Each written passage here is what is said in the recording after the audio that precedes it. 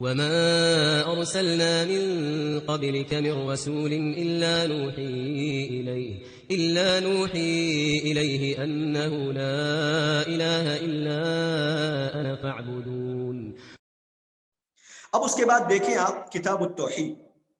کتاب یہ کتب یکتب سے ایک کتاب، یہ مصدر ہے، مصدر حاصل مصدر.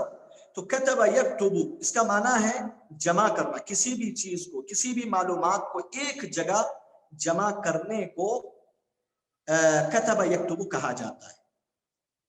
ٹھیک ہے، کتب فلان، فلاں نے لکھا، مطلب یہ ہے کہ اس نے کسی موضوع سے متعلق ایک معلومات کو ایک جگہ جمع کر دیا. تو جمع کرنے کا معنی آتا ہے کتب یکتب کا اصل معنی عربی زبان. تو یہاں پہ ہم دیکھیں گے کتاب التوحید، تو اس کا معنی یہ ہوگا کہ شیخ الاسلام محمد بن عبد الوہاب رحمۃ اللہ علیہ کی یہ ایسی کتاب ہے کتاب التوحید جس میں انہوں نے توحید کے معلومات کو جمع کر دیا، توحید کے معلومات کو مستقل طور پر جمع کر دیا. التوحید، یہ التوحید کا لغوی اور اصطلاحی معنی کیا ہے؟ توحید کا معنی لغوی طور پر لغت میں عربی زبان میں کیا معنی آتا ہے اس کا؟ التوحید کا وحد یوحد توحیدا، اس کا معنی آتا ہے ایک جاننا، ایک ماننا، ایک ہونے کا عقیدہ رکھنا. یہ لغوی اعتبار سے. جب ہم شریعت میں اس کا معنی دیکھتے ہیں تو اس کا معنی، اس کا مفہوم مختصر یہ ہے، اس کی تعریف مختصر یہ ہے: افراد اللہ تعالی بما یختص به، افراد اللہ تعالی بما یختص به من الوہیتہ وربوبیتہ واسمائہ وصفاتہ. تو آپ کو اتنا بھی یاد رہے افراد اللہ تعالی بما یختص به، تو آپ کے پاس سمجھ لیں توحید کی تعریف آپ کو یاد ہے. صحیح بات. یہ من الوہیتہ وربوبیتہ واسمائہ وصفاتہ اس کی تشریح، یہ اس کی مزید وضاحت ہے. تو اردو میں کیا معنی ہوتا ہے اس کا؟ اللہ رب العالمین کے ساتھ جو چیزیں خاص ہیں اس سلسلے میں اللہ تعالیٰ کو ایک جاننا، ایک ماننا، ایک ہونے کا عقیدہ رکھنا. یہ ہے توحید کی تعریف. توحید کی اقسام کیا ہیں؟ توحید کی 3 اقسام. نمبر 1 توحید ربوبیت، نمبر 2 توحید اسماء و صفات، نمبر 3 توحید الوہیت. یہ توحید کے 3 اقسام ہیں جس کی تفصیل مختصراً آپ کے سامنے آئے گی. اور میرے ذہن سے ایک بات نکل چکی تھی، کتاب التوحید جو کتاب ہے، یہ شیخ الاسلام محمد بن عبد الوہاب رحمہ اللہ نے جو اپنی کتاب میں ابواب منعقد کی ہیں، باب جسے آپ نے دیکھا، کیا یہ بھی باب ہے یا باب نہیں ہے؟ سمجھ رہے ہیں؟ تو اس میں 2 رائے علماء کی آپ کو ملیں گی. سب سے پہلی رائے یہ ملے گی کہ یہ بھی دیگر ابواب کی طرح ایک باب ہے، دیگر ابواب کی طرح یہ ایک باب ہے. ان کی دلیل کیا ہے؟ ان کی دلیل یہ ہے کہ دیکھو، جس طرح محمد بن الوہاب رحمہ اللہ نے دوسرے ابواب میں فیہ مسائل کا ذکر کیا ہے، فوائد، اسی طرح اس کتاب میں بھی ذکر کیا، تو یہ بھی ایک باب ہو گیا. یہ ان کی دلیل ہے. دوسری علماء کی رائے یہ ہے، دوسرے قسم کی علماء یہ کہتے ہیں کہ نہیں، کتاب التوحید یہ باب نہیں ہے، کتاب التوحید مدخل ہے، مقدمہ ہے، تمہید ہے، باب نہیں ہے. ان کی دلیل کیا ہے؟ جو لوگ کہتے ہیں کہ باب نہیں ہے، یہ کہتے ہیں محمد بن عبد الوہاب رحمہ اللہ نے اپنی کتاب کو ابواب میں تقسیم کیا ہے، کتابوں میں تقسیم نہیں کیا.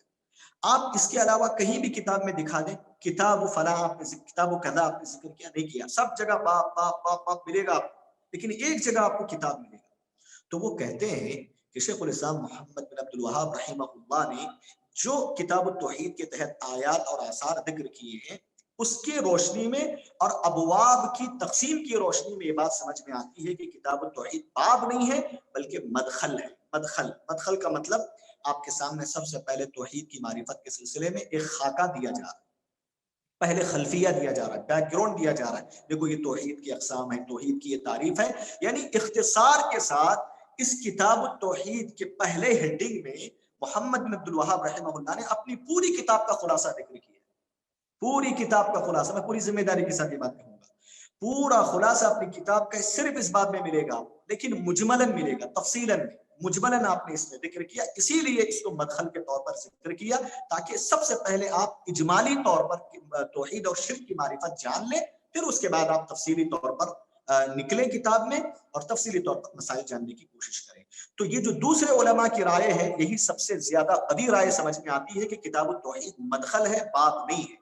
جو لوگ جو علماء کہتے ہیں کہ نہیں فیہ مسائل ذکر کیا ہے نا، تو اس کا جواب یہ ہے جب شیخ نے کتاب التوحید کے بعد نصوص ذکر کیے ہیں، احادیث ذکر کیے ہیں، تو پھر آثار ذکر کیے ہیں، تو پھر اس کے تو فائدے ذکر کرنا ہوگا نا۔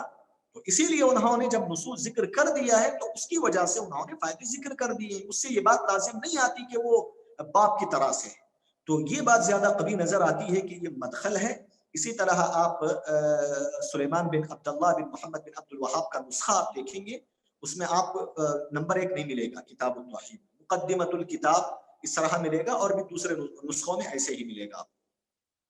تو بہرکیف یہ جو کتاب التوحید ہے 60 پر 6 ابواب اس میں، اور ایک جو ہے مدخل ہے، اس طرح یہ ابواب کی تعداد بنتی ہے۔ تو معذرت چاہتا ہوں پہلے سے یہ نقطہ میرے ذہن سے نکل گیا تھا۔ تو میں کہہ رہا تھا توحید کے جو 3 اقسام ہیں، وہ 3 اقسام جو علماء نے ذکر کیا ہے اپنی کتابوں میں، وہ خود سے انہوں نے ذکر نہیں کیا ہے، بلکہ قرآن مجید کو انہوں نے پڑھا، قرآن مجید کی آیات کو پڑھا، اس کی روشنی میں، اس کے استقراء کی روشنی میں، دراسے کی روشنی میں انہوں نے توحید کے 3 اقسام ذکر کیے ہیں۔ اور یاد رکھیں توحید کی کوئی چوتھی قسم نہیں ملے گی آپ، اگر کوئی چوتھی قسم بتاتا ہے یا تو وہ اسی سے نکلی ہوئی رہے گی تینوں قسموں سے، یا پھر ایسی قسم رہے گی جس کا کوئی اصل نہیں رہے گی۔ تو توحید کی 3 ہی قسمیں ہیں، یہ بات آپ ذہن و دماغ میں رکھیں، اور یہ علماء کرام نے قرآن مجید سے آیات سے استنباط کیا ہے۔ قرآن مجید کی ایک آیت ہے جس میں 3 اقسام ملیں گے آپ کو، رب السماوات والارض وما بینہما فاعبدہ واصطبر لعبادتہ۔ تو اس میں دیکھو توحید کی 3 قسموں کا ذکر ہے، رب السماوات والارض وما بینہما توحید ربوبیت، فاعبدہ توحید الوہیت، رب السماوات والارض وما بینہما فاعبدہ، اس کے بعد جو ہے هل تعلم له سمیع، اللہ تعالیٰ نے آگے کہا هل تعلم له سمیع، یہ توحید اسماء اور صفات کی دلیل۔ تو بہرکیف تفسیر میں جانے کی ضرورت نہیں ہے، قرآن مجید کے آیات کے استقراء سے یہ تقسیم ہوئی ہے۔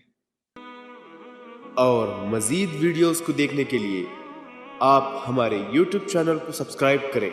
فجزاکم اللہ خیرا۔